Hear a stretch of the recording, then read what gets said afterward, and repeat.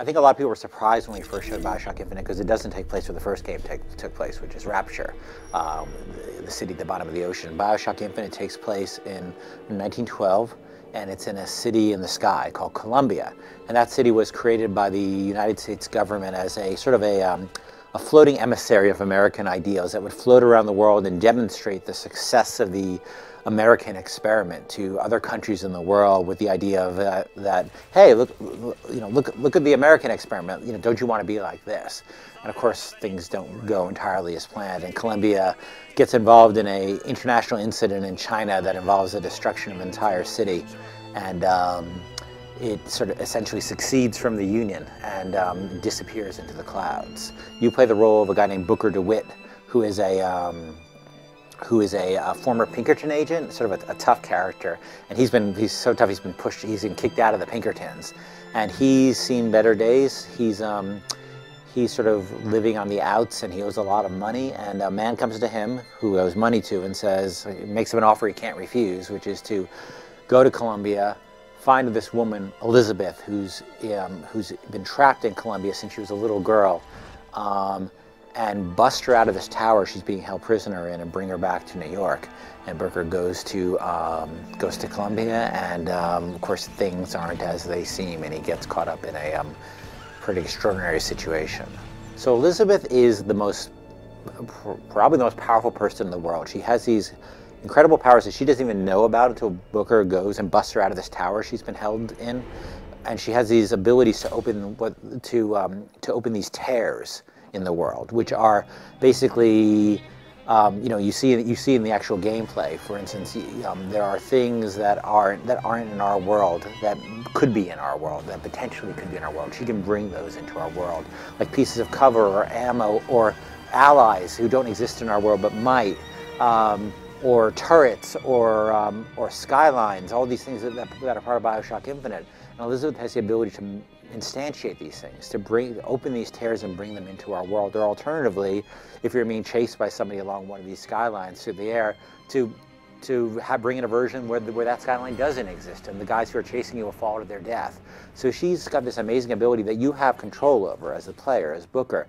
You essentially say, Liz, I want you to open that tear. But you do that at the expense of the other tear. So you'll be in a combat situation, and you'll see three things. You'll see a turret, you'll see a skyline, you'll see some allies you could bring in, and you can bring in one of those things. I, as a gamer, may bring in the skyline. You, as a gamer, may bring in the turret. And it's just another thing that, BioShock gamers always expect to be able to play out the combats the way that they want to develop the strategies, their tool sets the way that they're comfortable with and they're excited about.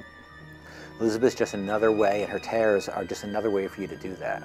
In terms of how easy it is to use the skylines, all you're doing is you're looking at various other skylines, and you're hitting the bumper and jumping to them. And the jump, the path of the jump is auto-calculated for you based upon where you want to go. You're basically saying, I want to go there. And it's quite intuitive, actually, if you sit down and play with it. And for us, that was critical, because if players can't feel powerful and they can't feel in control of themselves on the skyline, I don't think that's going to be fun. Compared to BioShock, when you play BioShock, you sort of arrive in Rapture when the story is happened already, and you're sort of being an archaeologist discovering what happened. A lot of the story has happened. Where in BioShock Infinite, you and Elizabeth are really the catalyst in a lot of ways for what's going on in the city. I mean, the Vox Populi and the Founders, the two sort of factions that are central to the struggle of the city, they both are after the same thing. They're after Elizabeth. And so we wanted to have that story, that there's still people who are alive and still people with their wits about them in the world. That feeling of you encounter people and are these guys, what's going to set them off? Are they going to come after me? Should I go after them? How should I act in this situation? Because we're trained as shooter gamers. You see a dude, you shoot him. We have the same challenge in BioShock Infinite in terms of making the gamer, bring him back to a space where he is in his real life, of like, you see people, and even if they're a threat to you, do you really want to raise the stakes here? Do you really want to set the water to boil? Or do you want to maybe see how things go and maybe not get in a conflict here? We had this challenge on BioShock 1, which was, the scene that most people are familiar with Andrew Ryan, and you learn who you are. It was really important to me as a writer that the insult And I think the reason that scene worked was the insult was not to the character. The insult of what Ryan was telling you was to the gamer's understanding of their experience. And conversely, when we started BioShock Infinite, it was really important to me that the gamer build a relationship with this character, Elizabeth. Not just like, it's easy to say, oh, Booker, Liz, look, they're both attractive people, they get along, isn't that great? That's easy to do. The question is, can I make the gamer feel a connection to Elizabeth? Can I make the gamer feel that they're forming a bond with Elizabeth? And and I think that's a really interesting experiment, and we're excited to continue the experiment, and we'll draw feedback from people and see how they react to it. But it's a real challenge. Nobody's really done that, especially in a first-person shooter.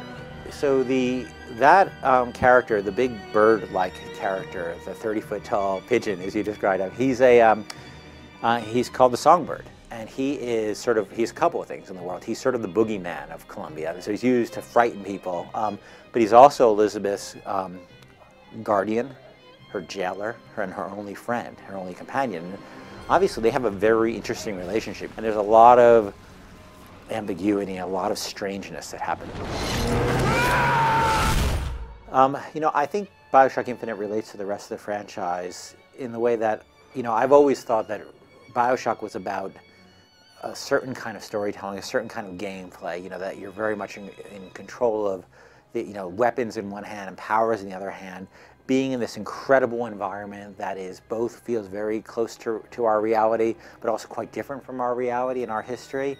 To me, those are the things that are always the heart of the BioShock gameplay, of what makes a BioShock game. Never, Rapture or Columbia. That's a secondary element of the location and the time.